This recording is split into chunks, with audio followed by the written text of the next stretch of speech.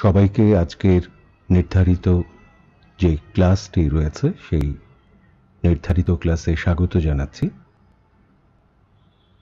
আজকে আমাদের যে আলোচনা বা নিজেদের মধ্যে আমরা যে বিষয়টি নিয়ে কথা বলবো সেই বিষয়টি হলো বাংলা প্রমিত উচ্চারণ। এই যে প্রমিত উচ্চারণ, এই উচ্চারণ নিয়ে আমাদের এক ধরনের অসচেতনতা আছে। বাংলা আমাদের নিজের ভাষা, মায়ের ভাষা, মাতৃভাষা। এই ভাষা সুন্দর করে বলার প্রয়োজনীয়তা আমরা অনেক সময় অনুভব করি না। আমরা অনেকে এভাবে হয়তো ভাবি, আমরা যারা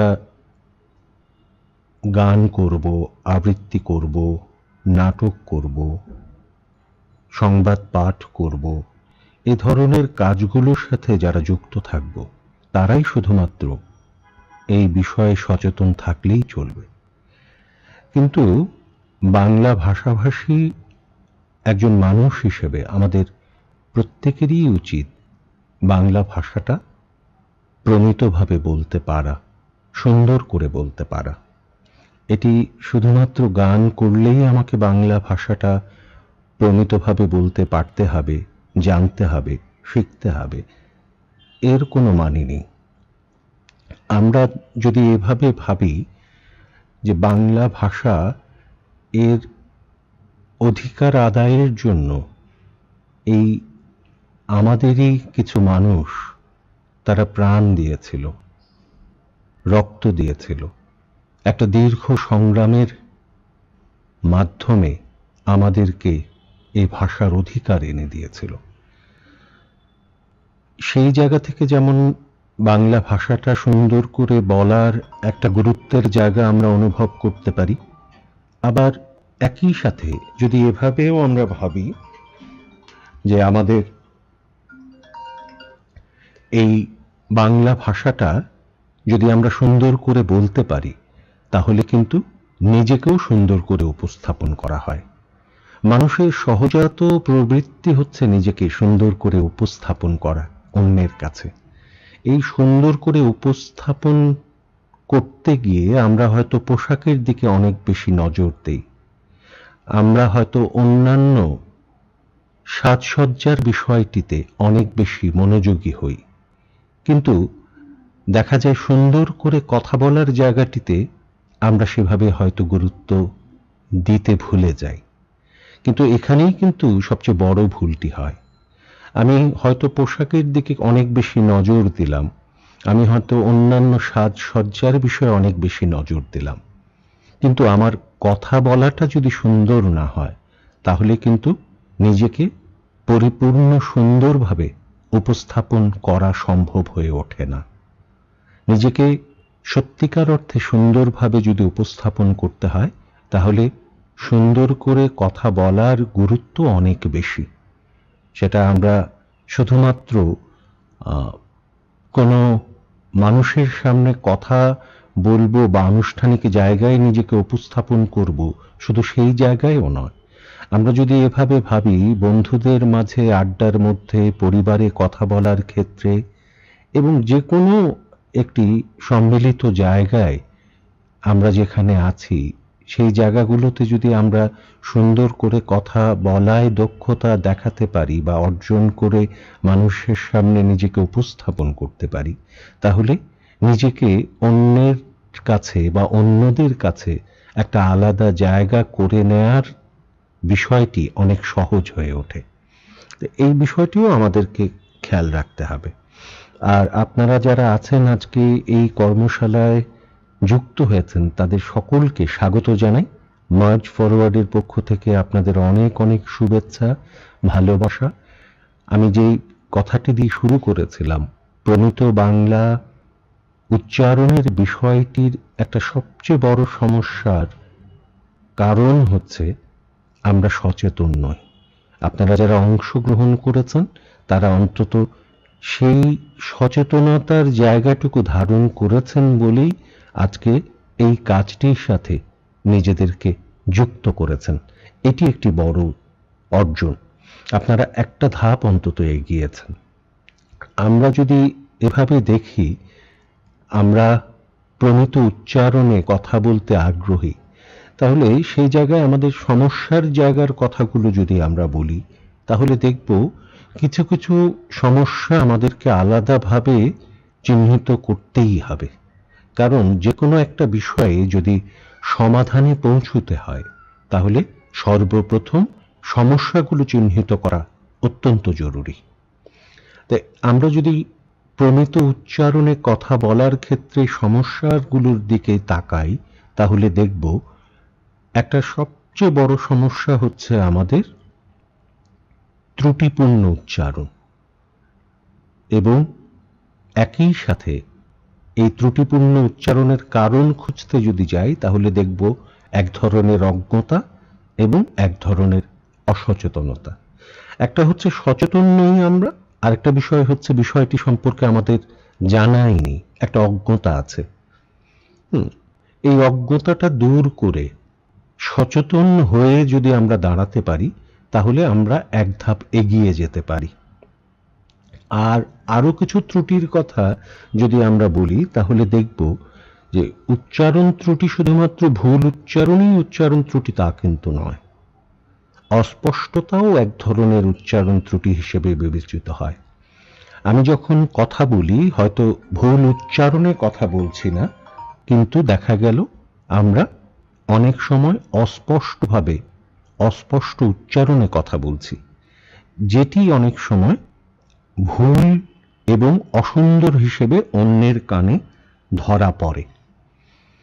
আমি সঠিক উচ্চারণে কথা বললেই হলো না, সেটা স্পষ্টভাবে শ্রোতার কানে পৌঁছে দেওয়ার দায়িত্বও কিন্তু আমার। তাহলে এই যে স্পষ্টভাবে উচ্চারণের বিষয়টিও সমান গুরুত্বপূর্ণ, আবার শ্রোতার কান পর্যন্ত পৌঁছে দেওয়ার বিষয়টিও কিন্তু গুরুত্বপূর্ণ। তাহলে তিনটি বিষয় আমরা কিন্তু এক্ষেত্রে পেলাম। একটি হচ্ছে আমরা প্রমিত জায়গায় কথা বলবার দক্ষতা অর্জন করব। শুধু প্রমিত উচ্চারণে কথা বলার দক্ষতা কিন্তু পুরোপুরি দক্ষতা নয়, পরিপূর্ণ একটি জায়গায় পৌঁছানো নয়। পরিপূর্ণভাবে একটি জায়গায় যদি সত্যিকার অর্থে পৌঁছতে হয় আমাদের, তাহলে দেখতে হবে আমাদের প্রমিত উচ্চারণে কথা বলার পাশাপাশি আমাদের স্পষ্ট উচ্চারণে কথা বলার দক্ষতা অর্জন করতে হবে। এবং এরই পাশাপাশি আমাদেরকে শ্রোতার কানে অর্থাৎ স্বর প্রক্ষেপণের দিকেও নজর দিয়ে সেই ক্ষেত্রেও কিন্তু আমাদের দক্ষ হয়ে উঠতে হবে। যে অনেক মানুষের সামনে দাঁড়িয়ে যখন আমি কথা বলছি, যদি আমার সেখানে শব্দযন্ত্র না থাকে আমার সামনে, তাহলে আমার কথাটি সব শ্রোতার কানে পৌঁছে দেওয়ার দক্ষতাটাও কিন্তু আমার থাকতে হবে। এখন আমার স্বর প্রক্ষেপণের ক্ষমতা যদি কম হয়, তাহলে কিন্তু দেখা যাবে কিছু শ্রোতা আমার কথা শুনছেন, কিন্তু অনেক শ্রোতা আমার কথা শুনতেই পাচ্ছেন না। এটি কিন্তু একজন পারফর্মার হিসেবে যদি বলি, তাহলে সেটি একজন পারফর্মারের জন্য একটা ব্যর্থতার জায়গা। আমরা কিন্তু সব জায়গায় পারফর্মিং করি এক অর্থে। আমি যখন একটা জায়গায় ক্লাস নিই, সেটা এক ধরনের পারফরমেন্স। আপনি যখন একটা জায়গায় দাঁড়িয়ে সবার সামনে সবাইকে সামনে নিয়ে যখন একটি কথা বলবার চেষ্টা করেন, সেটাও কিন্তু এক ধরনের পারফরমেন্স। তাহলে এই জায়গাগুলোতে নিজেরা যদি সত্যিকার অর্থে দক্ষতা অর্জনের জায়গায় পৌঁছতে না পারি, তাহলে আমরা কোথাও না কোথাও গিয়ে ব্যর্থ হয়ে যাব। তাই আমাদের প্রথম বিষয়টি হচ্ছে আমরা সচেতন হব, আমরা আমাদের অজ্ঞতা দূর করব এবং একই সাথে আমাদের যে দক্ষতার জায়গাগুলো আমরা ধীরে ধীরে অর্জন করবার চেষ্টা করব। এবং পাশাপাশি আমাদের যে কাজটি করতে হবে সেটি হচ্ছে নিজের সীমাবদ্ধতাগুলো, নিজের সমস্যার জায়গাগুলো একটু একটু করে খুঁজে বের করা। কারণ আমরা যদি এভাবে ভাবি, আজকে আমরা যারা এই ক্লাসে অংশ নিয়েছি, তারা তাদের নিজেদের মধ্যে যে ভুলগুলোকে ধারণ করছেন, সেই ভুলগুলো কিন্তু একটা দীর্ঘ সময় আপনার ভেতরে বসবাস করছে। তাহলে সেই ভুলগুলোর বয়স যদি আমরা ভাবি, সেই ভুলগুলোর বয়স কিন্তু প্রায় আপনার বয়সের কাছাকাছি। অর্থাৎ একটা দীর্ঘ সময়, অনেকগুলো বছর আপনি এই ভুলগুলোকে লালন করছেন, পালন করছেন। যদি আমি ধরে নিই সেই ভুলগুলোর বয়স প্রায় 20 বছর, সেই ভুলগুলোর বয়স প্রায় 25 বছর, এরকম যদি আমি ভাবি, অর্থাৎ আপনার বয়স যদি 20 হয়, 25 হয়, 30 হয়, তাহলে আপনার ভেতরে যে ত্রুটিগুলো আছে সেই ভুল বা ত্রুটির বয়সও কিন্তু আপনার বয়সেরই কাছাকাছি। তাহলে 20 বছর, 25 বছর, 18 বছর, হ্যাঁ, এই বয়স পর্যন্ত এতগুলো বছর যে ভুলগুলো আপনার ভিতরে বসবাস করছে, তাহলে হঠাৎ করে একটি, দুটি, তিনটি ক্লাসের ভেতরেই আপনার সমস্ত অভ্যস্ততা, অর্থাৎ ভুল অভ্যস্ততা থেকে আপনি বেরিয়ে আসতে পারবেন, এরকম কোনো জাদু ঘটবে বলে আমি মনে করি না। তাই আমাদেরকে যেই জায়গায় লক্ষ্য স্থির করতে হবে সেটি হচ্ছে, একদিন দুদিনে আমরা হয়তো এই ভুলগুলো থেকে চট করে বেরিয়ে আসতে পারবো না, কিন্তু যেটি করতে হবে, একটু একটু করে এই ভুলগুলো থেকে বেরিয়ে এসে আমাদের আরেকটি জায়গায় নিজেদেরকে অভ্যস্ত হয়ে উঠতে হবে। উচ্চারণের মূল বিষয়টি আমি যতটুকু আমার অভিজ্ঞতায় বুঝি, সেটি হচ্ছে, সবচেয়ে বড় বিষয় হচ্ছে নিজের কানকে অভ্যস্ত করা, নিজের জিভকে অভ্যস্ত করা। নিজের কান এবং জিভ যদি প্রতিনিয়ত সুন্দর, সঠিক, প্রমিত উচ্চারণ শুনে শুনে, বলে বলে অভ্যস্ত হয়ে ওঠে, সেটি কিন্তু আপনাকে একটি সঠিক সুন্দর জায়গায় পৌঁছে নিয়ে যাবে। তাহলে আমরা যদি এভাবে ভাবি, যে কোনো বিষয়ের দুটো দক্ষতার জায়গা থাকে। একটি হচ্ছে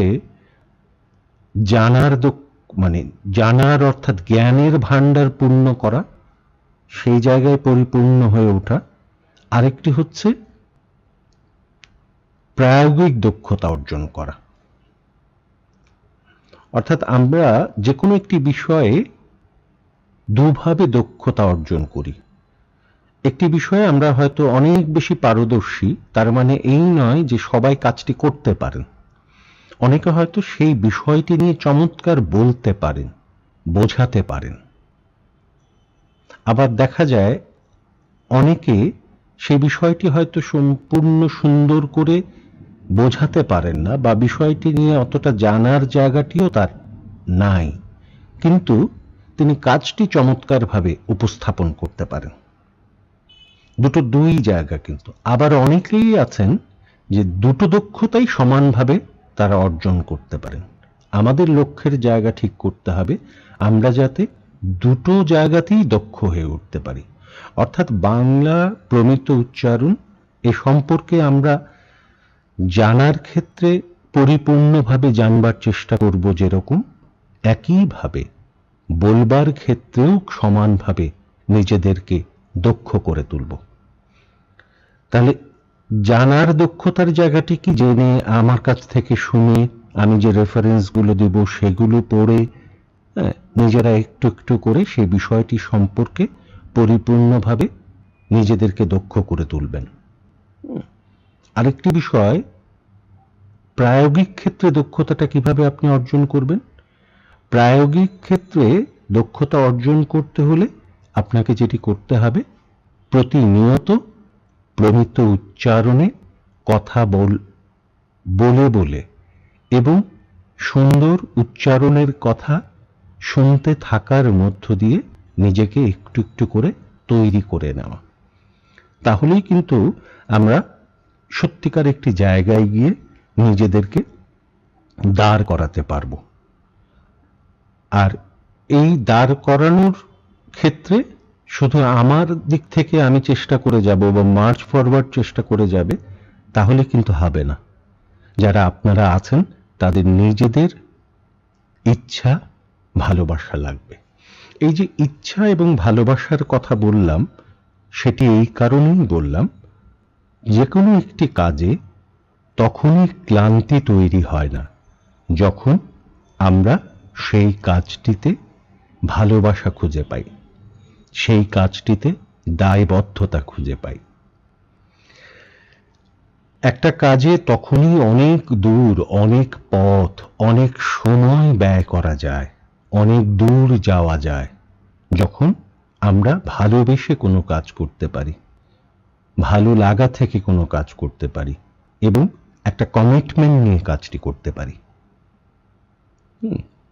যখন আমাদের ভালোবাসা এবং দায়বদ্ধতা এ দুটো একসাথে যুক্ত হয়, তখনই কিন্তু সেই কাজটি আমরা ধারণ করে অনেক অনেক দূর, অনেক সময় ধরে এগিয়ে যেতে পারি।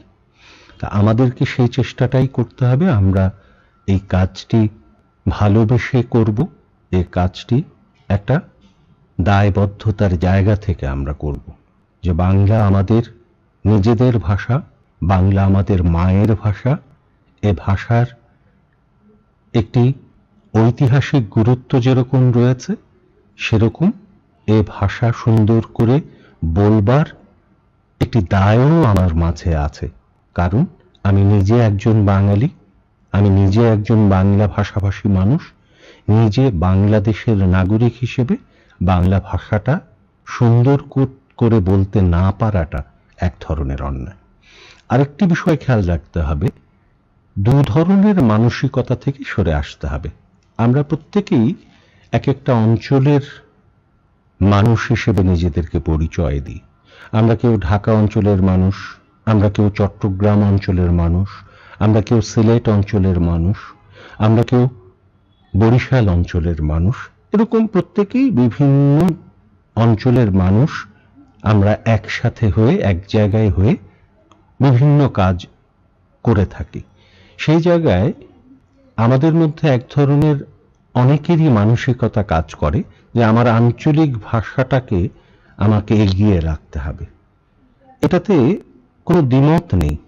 আঞ্চলিক ভাষার সাথে প্রমিত উচ্চারণ এই দুটো বিষয়ের কোনো বিরোধ নেই। কিন্তু আপনি প্রমিত উচ্চারণে সুন্দর করে কথা বলবেন মানে আঞ্চলিক ভাষায় কথা বলবেন না তা কিন্তু নয়। কিন্তু প্রমিত উচ্চারণে কথা বলবার ক্ষেত্রে আমাদের এই বিষয়টি মনে রাখতে হবে, আমাদের আঞ্চলিক ভাষায় কথা বলার বিষয়টি যাতে কোনোভাবে এই বিষয়কে প্রভাবিত না করে। কেন বললাম?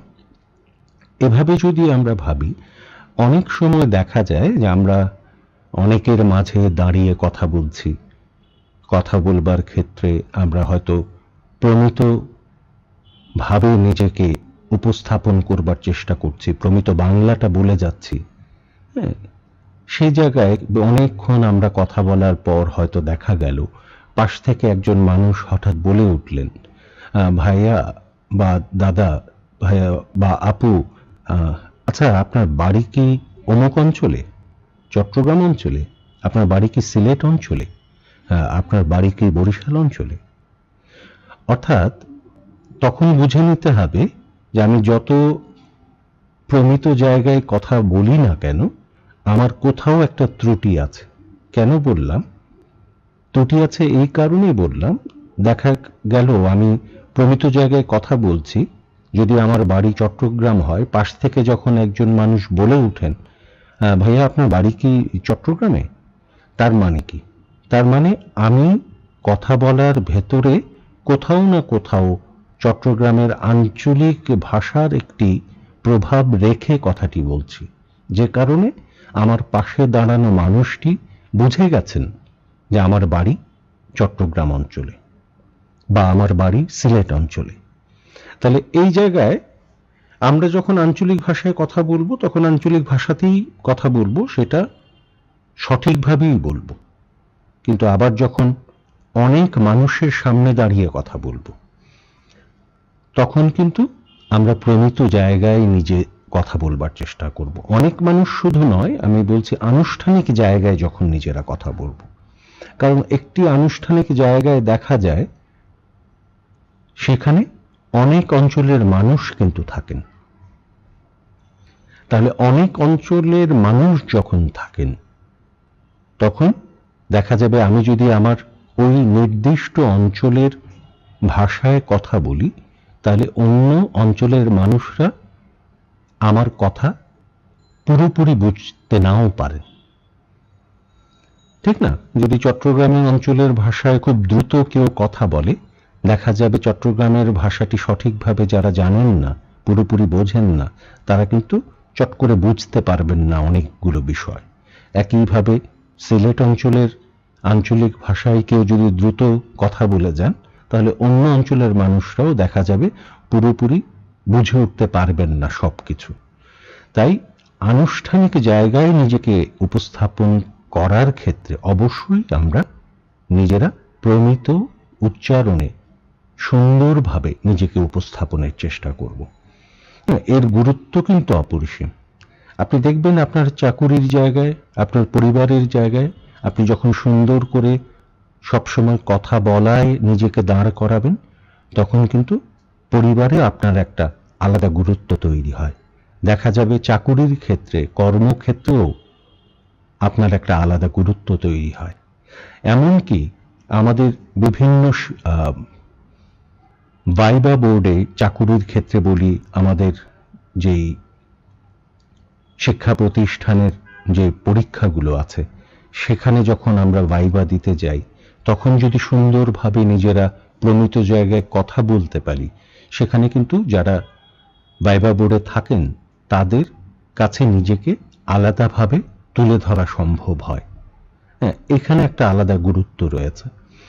একইভাবে আমি যদি বলি, বন্ধুদের মহলেও যদি আমি সুন্দর করে কথা বলি সবসময়, বন্ধুদের মাঝেও কিন্তু নিজের একটা আলাদা গুরুত্ব তৈরি হয়ে থাকে। তো সব কিছু মিলিয়ে এই প্রমিত উচ্চারণে সুন্দর করে কথা বলার গুরুত্বটা কিন্তু অপরিসীম। আর এই গুরুত্বের কথাগুলো শুধু আমি বলে গেলাম, আপনি শুনে গেলেন, তা কিন্তু হবে না। এটা নিজেকে অনুভব করতে হবে, নিজেকে বিশ্বাস করতে হবে যে আমাকে প্রমিত উচ্চারণে কথা বলতে পারতে হবে। এবং এই না পারাটা এক ধরনের অন্যায়। কারণ বাংলা ভাষাটা আমি যদি বলি আমার মায়ের ভাষা, আমি যদি দাবি করি আমি একজন বাংলা ভাষাভাষী মানুষ, তাহলে সেই বাংলা ভাষাটাই যদি আমি সুন্দর করে প্রমিতভাবে নিজেরা বলতে না পারি, তাহলে সেই বলতে না পারাটা কিন্তু এক ধরনের অন্যায়। আবার এভাবে যদি দেখি, আরেকটি বিষয় কিন্তু আলোচনা করে নেওয়া প্রয়োজন। যেমন আমাদের অনেকের এক ধরনের মানসিকতা আছে যে ইংরেজি ভাষা এবং বাংলা ভাষাটা দুটো মিলিয়ে কথা বলাটা নিজেকে অনেক বেশি স্মার্টলি প্রেজেন্ট করা মনে করি। নিজেকে আকর্ষণীয়ভাবে তুলে ধরার জন্য ইচ্ছাকৃত আমরা অনেক সময় বাংলা ইংরেজি মিলিয়ে কথা বলি। যে প্রতিটি কথার ক্ষেত্রে দেখা যায় অনেক সময় আমরা অহেতুক কিছু ইংরেজি শব্দ ইচ্ছাকৃত বসিয়ে দেবার চেষ্টা করি। বাংলা ভাষায় কিছু কিছু ইংরেজি শব্দ আমরা অনেকটা যুক্ত করে নিয়েছি, যেটি ঠিক ইংরেজি ভাষা হিসেবে এখন আর মনেই হয় না। কিছু কিছু শব্দ আছে যেগুলো আমরা প্রতিনিয়ত সবাই ব্যবহার করে থাকি। এরকম দু চারটে পাঁচটে শব্দ ব্যবহার করাটা আমার কাছে ব্যক্তিগতভাবে খুব একটা অপরাধ বা ভুল হিসেবে মনে হয় না। কিন্তু যারা ইচ্ছাকৃত নিজেদেরকে জাহির করানোর জন্য আরোপিত করেন ইংরেজি বা অন্য যে কোনো বিদেশি শব্দ, তখন সেটা খুব শ্রুতিকটু মনে হয়। শুধু শুনতে নয়, সেটি দেখতেও খারাপ দেখায়। তাই এই যে বিষয়টি, এই মানসিকতা থেকেও আমাদের কিন্তু বেরোতে হবে। আবার শুধু ইংরেজি শব্দ অনিচ্ছাকৃত বারবার বসিয়ে দেয়াটার বাইরেও ইংরেজি অ্যাকসেন্টে বাংলাটা বলবার এক ধরনের মানসিকতা অনেকে ধারণ করি আমরা। যে এরকম অনেকেই আছেন যারা বাংলা বলেন, কিন্তু প্রথম 2-4-5 সেকেন্ড থমকে যেতে হয়, একটু কান খাড়া করে শুনতে হয় মানুষটি কি আসলে বাংলা বলছে না ইংরেজি বলছে। এটা বুঝে উঠতে 5-7 সেকেন্ড অনেক সময় লেগে যায় আমাদের। হ্যাঁ, অর্থাৎ এটাও কিন্তু এক ধরনের হীনমন্যতা, যারা এভাবে কথা বলে যান। অর্থাৎ তারা নিজেরা ইংরেজির মতো করে বাংলাটাকে উপস্থাপন করাটাকে এক ধরনের আধুনিকতা মনে করেন।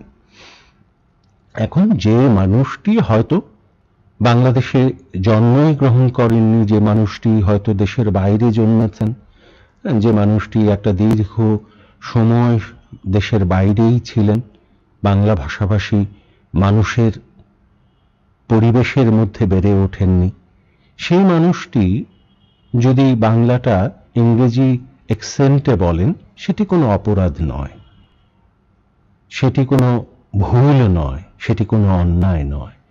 কিন্তু বাংলাদেশে বেড়ে ওঠা একটি মানুষ, বাংলা ভাষাভাষী মানুষের ভেতর বেড়ে ওঠা একজন মানুষ যদি ইংরেজি অ্যাকসেন্টে ইংরেজি মতো করে বাংলাটা বলতে থাকেন বা বলে যান প্রতিনিয়ত, সেটি এক ধরনের অন্যায়, অশোভন বলে আমার কাছে মনে হয়।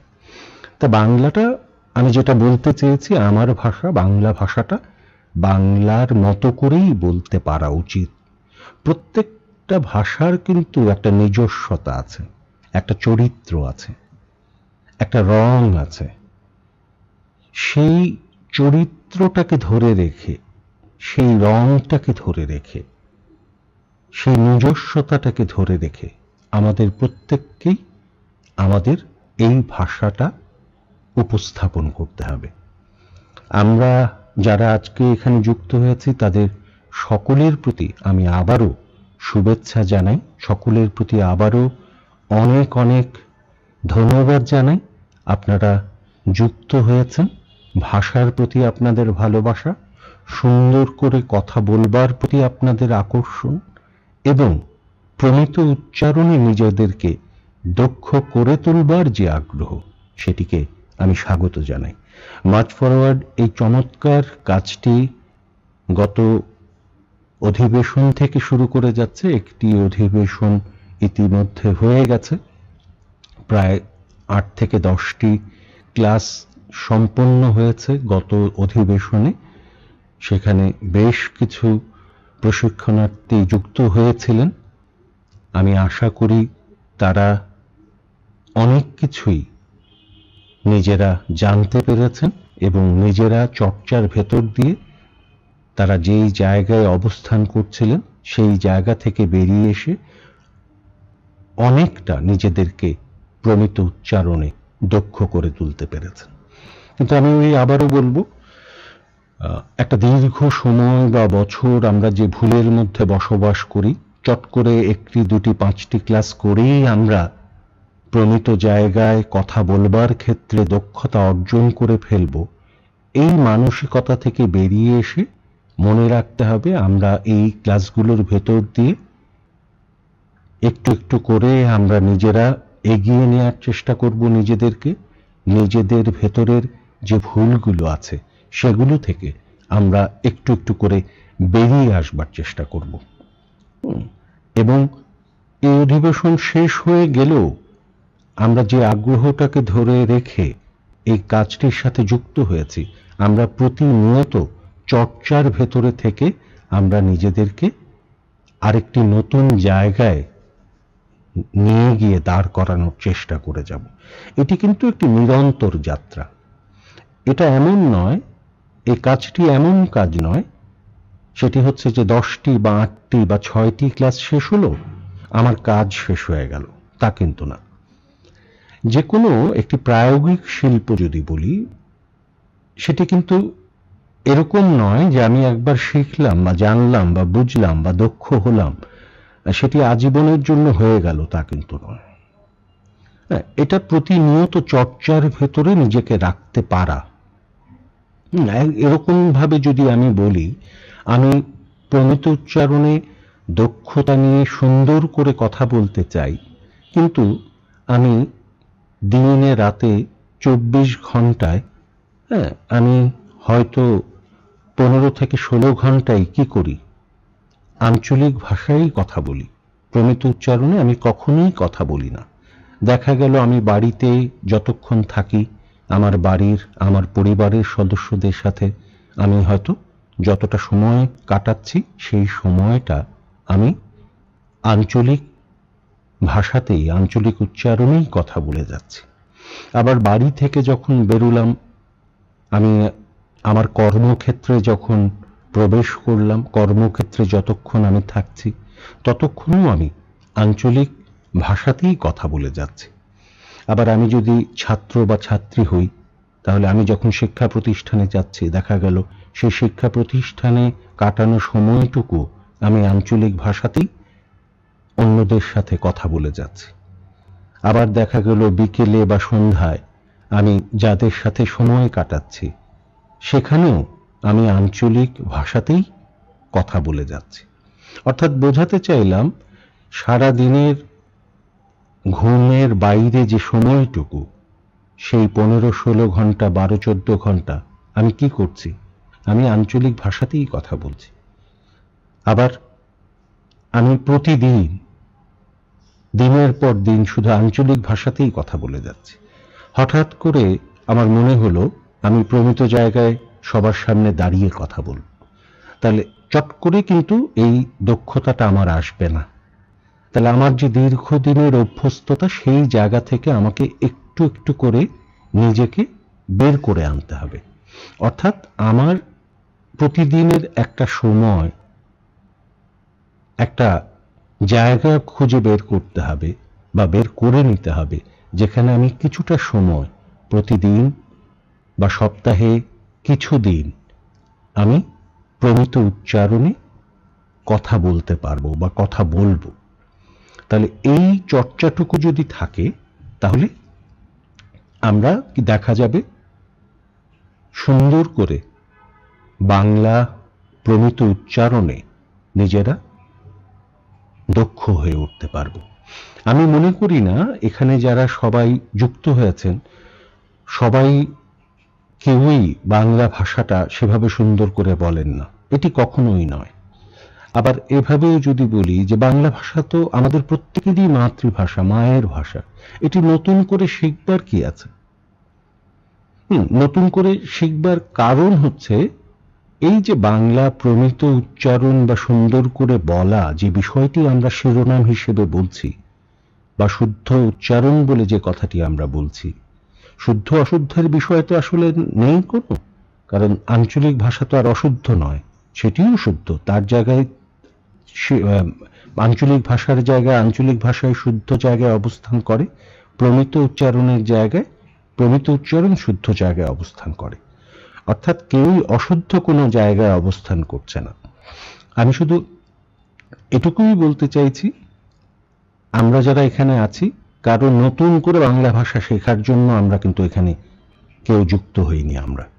আমরা যুক্ত হয়েছি, আমরা প্রমিত জায়গায় কথা বলতে গেলে কোনো কোনো বিষয়ে, কোনো কোনো শব্দ নিয়ে আমরা হয়তো দ্বিধান্বিত হয়ে পড়ি, বা কেউ যখন আমরা কথা বলি দেখা যায় তার ভেতরে এক ধরনের আঞ্চলিক ভাষায় কথা বলার অ্যাকসেন্ট চলে আসে, এক ধরনের টান, আঞ্চলিক ভাষায় কথা বলার একটি টান তার ভেতরে থাকে।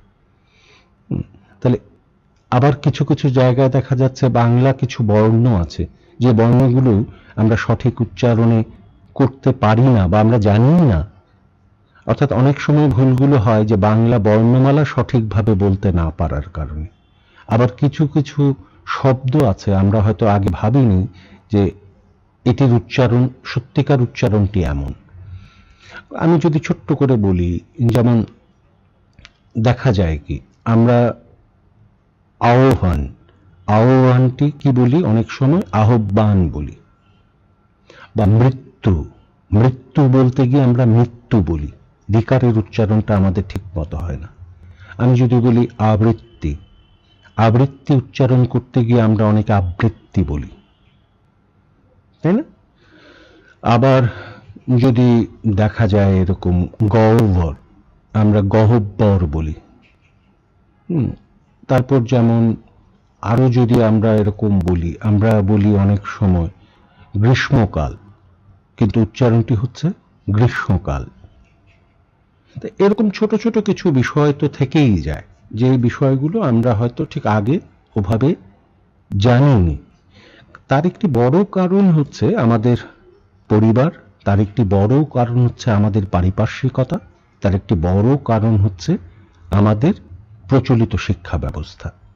দেখা যায় আমাদের পরিবারে এই বিষয় নিয়ে একটা সচেতনতার জায়গা কাজ করে না।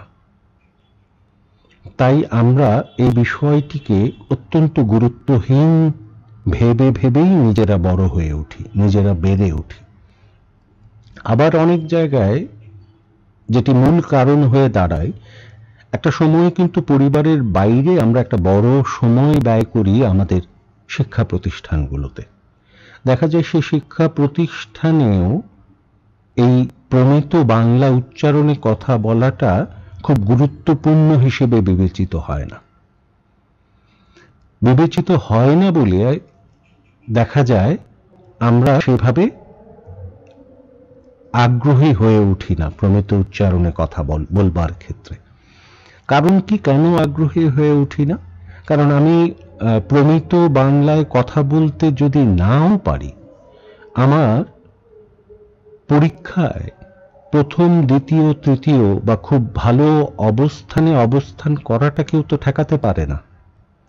আমি খুব বাজে উচ্চারণে কথা বললেও আমি যদি শুধু সুন্দর করে লিখতে পারি, এই লেখার দক্ষতাটা যদি আমার থাকে, আমি কিন্তু পরীক্ষায় ভালো ফলাফল নিয়ে আসতে পারি কোনো না কোনোভাবে। অর্থাৎ পরীক্ষায় ভালো ফলাফল অর্জন করবার জন্য, ভালো ফলাফল পাবার জন্য আমার কিন্তু প্রমিত উচ্চারণে কথা বলার প্রয়োজন হয় না। আমি যদি খুব বাজে উচ্চারণে অসুন্দর করে কথা বলি বা সুন্দর উচ্চারণে কথা বলায় দক্ষতা নাও থাকে আমার, আমি কিন্তু পরীক্ষায় ভালো ফলাফল করতেই পারবো যদি আমি সুন্দর করে লিখতে পারি। এটাই বললাম, আমাদের শিক্ষা ব্যবস্থায় অনেকটা গুরুত্বহীন হওয়ার কারণে আমরা কিন্তু নিজেরা এর গুরুত্বটা সেভাবে অনুভব করি না। কিন্তু আস্তে আস্তে আজকে কিন্তু অবস্থার পরিবর্তন হয়েছে।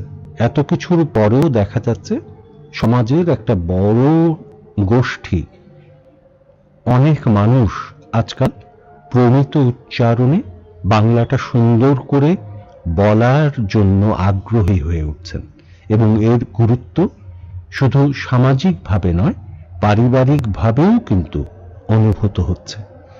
তাই কিন্তু আমাদের এই কর্মশালাগুলো এত বেশি গুরুত্বপূর্ণ হয়ে পড়ছে। আমরা দেখা যায় অনেক উচ্চপদস্থ মানুষ যখন সুন্দর করে কথা বলে না, তখন তার প্রতি আমাদের ভক্তি শ্রদ্ধাও কিন্তু কোথায় গিয়ে যেন নষ্ট হয়। সে মানুষটিকে খুব বেশি ভালোবাসতেও ইচ্ছে করে না।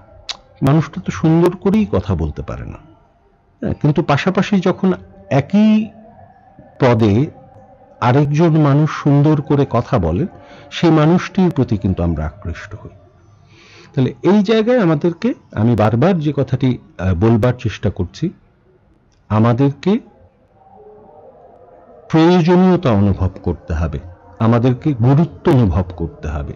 যদি আমরা প্রয়োজনীয়তা অনুভব করতে পারি, যদি আমরা গুরুত্ব অনুভব করতে পারি, যদি আমরা ভালোবেসে কাজটি করতে পারি, যদি আমরা দায়বদ্ধতা নিয়ে কাজটি করতে পারি, তাহলে কিন্তু আমরা কাজটিতে সফলতায় পৌঁছে যাবই।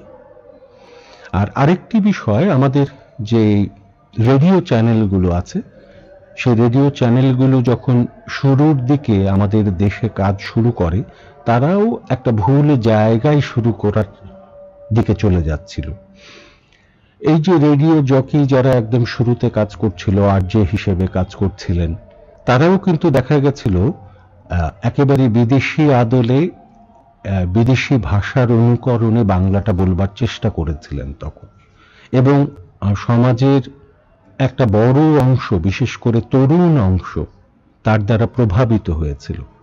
এবং দেখা যাচ্ছিল তখন বাংলা ইংরেজি মিলিয়ে কথা বলা, ইংরেজি অ্যাকসেন্টে বাংলা কথা বলাটাই এক ধরনের ফ্যাশন হয়ে দাঁড়িয়েছিল, এবং এক ধরনের আধুনিকতার মানদণ্ড হিসেবে তৈরি হয়েছিল। এই ভুলটা কিন্তু অনেকটা আমরা কাটিয়ে উঠতে পেরেছি। আমার মনে হয় একজন বাংলা ভাষাভাষী হিসেবে শুধু নিজে এই কাজটি করাটাই শেষ কথা নয়। আমি কর্মশালা করলাম, ক্লাসগুলো করলাম, নিজে একটু একটু করে দক্ষ হয়ে উঠলাম, সেটা এক ধরনের বিষয়। কিন্তু একই সাথে আমরা যাতে আমাদের আশেপাশের মানুষকে, আমাদের বন্ধু বান্ধবদের, আমাদের পরিবারের সদস্যদের, আমাদের আশেপাশের মানুষজন যারা আছেন তাদেরকে এই বাংলা প্রমিত উচ্চারণে সুন্দর করে কথা বলার গুরুত্বটা বোঝাতে পারি, এই কাজটুকুও কিন্তু আমাদের করতে হবে, দায়িত্ব নিয়েই করতে হবে। যদি আমরা সবাই মিলে এই কাজটি করতে পারি তাহলে দেখব এই কাজটির গুরুত্ব ব্যক্তিগত পর্যায় থেকে পারিবারিক পর্যায়ে অনুভূত হবে, এর গুরুত্ব পারিবারিক বা পরিবার থেকে আরো ছড়িয়ে গিয়ে সমাজে পৌঁছে যাবে, যে সমাজের একটা বড় অংশ অনুভব করবে সুন্দর করে কথা বলতে পারতে হবে, সুন্দর করে প্রমিত উচ্চারণে কথা বলাটা আমাদের উচিত, না পারাটা এক ধরনের অন্যায়। মার্চ ফরওয়ার্ড এই চমৎকার আয়োজনটি করেছে। মার্চ ফরওয়ার্ড শুধুমাত্র যে বিভিন্ন বিষয়ে প্রায়োগিক অন্যান্য যে বিষয়গুলো বিসিএস এর সাথে যুক্ত, শুধু যে তারা সেই কাজটির সাথে যুক্ত করেছেন নিজেদেরকে তাই নয়, তারা এই বাংলা ভাষা প্রমিত জায়গায় প্রমিত উচ্চারণে কথা বলার গুরুত্বের বিষয়টি সাধারণ মানুষের কাছে, তরুণ প্রজন্মের কাছে, নতুন প্রজন্মের কাছে পৌঁছে দেওয়ার কাজটিও তারা গুরুত্ব নিয়েই করছেন। এই জায়গায় মার্চ ফরওয়ার্ড আসলেই প্রশংসার দাবিদার। আমি মনে করি যারা এই কর্মশালায় যুক্ত হয়েছেন তারা নিশ্চয়ই ভালোবেসে এই কাজটি করে সফলতার জায়গায় আপনারা পৌঁছবেন। আমি আবারও বলছি, শুধু আবৃত্তি, নাটক, গান অর্থাৎ সংস্কৃতি চর্চার, শিল্পের এই শাখাগুলোতে নিজেরা যুক্ত হলেই শুধুমাত্র প্রমিত উচ্চারণে কথা বলতে পারতে হবে, এটা একদম ভুল ভাবনা। আমি যদি আবৃত্তি নাও করি, আমি যদি গান নাও করি, আমি যদি নাটক নাও করি, আমি যদি সংবাদ পাঠ বা উপস্থাপনা নাও করি, তারপরেও এ সমস্ত কিছুর বাইরে থেকেও একজন বাংলা ভাষাভাষী মানুষ হিসেবে আমাদের সুন্দর করে কথাটা বলতে পারতেই হবে, না পারাটা এক ধরনের অন্যায় হবে। এবং এই যে এই পারার জায়গাটির সবচেয়ে বড় বিষয় নিজে সচেতন হওয়া, নিজে এর গুরুত্ব অনুভব করা এবং ভালোবেসে কাজটি করতে পারা। সবাইকে আমি আবারও ভালোবাসা জানাবো, শুভেচ্ছা জানাবো কাজটির সাথে যুক্ত হবার জন্য, বাংলা প্রমিত উচ্চারণের এই কোর্সটির সাথে যুক্ত হবার জন্য। আগামী ক্লাসে আপনাদের সবাইকে স্বাগত জানাচ্ছি। এই মার্চ ফরওয়ার্ডের পেজে এবং গ্রুপে আপনাদেরকে জানিয়ে দেওয়া হবে পরবর্তী ক্লাসটি কয় তারিখে এবং কয়টা বাজে অনুষ্ঠিত হবে, সেটি জানিয়ে দেওয়া হবে। আপনারা প্রত্যেকেই সেই ক্লাসটিতে যুক্ত হবেন সেটি আমি প্রত্যাশা করি। এবং এর মধ্যে আপনাদের পরিচিত যারা আছেন, যারা এই প্রমিত উচ্চারণের, বাংলা প্রমিত উচ্চারণে অংশগ্রহণ করতে চান এই কোর্সে, তাদেরকে আপনারা ইতিমধ্যে জানাতে পারেন এই তথ্যটুকু। যারা আগ্রহী তাদেরকে যুক্ত করে নিতে পারেন এই কর্মশালায়, এই ক্লাসগুলোতে। তা আপনাদের প্রতি সেই আহ্বান জানাচ্ছি এবং আমি আবারও মার্চ ফরওয়ার্ড সহ যারা এই কাজের সাথে যুক্ত আছেন প্রত্যেককেই ধন্যবাদ জানাই। একই সাথে যারা আজকে এই ক্লাসে যুক্ত হয়েছেন, এই কাজটির সাথে যুক্ত হয়েছেন, তাদের সকলের প্রতি অনেক অনেক শুভেচ্ছা এবং ভালোবাসা জানাচ্ছি। ভালো থাকবেন এই অতিমারীর সময়। আপনারা প্রত্যেকেই নিরাপদে থাকবেন, সাবধানে থাকবেন, সুস্থ থাকবেন, এই প্রত্যাশা করে আমি আপনাদের কাছ থেকে আজকে বিদায় নিচ্ছি। অনেক অনেক শুভেচ্ছা, ভালোবাসা রইল আপনাদের সকলের প্রতি।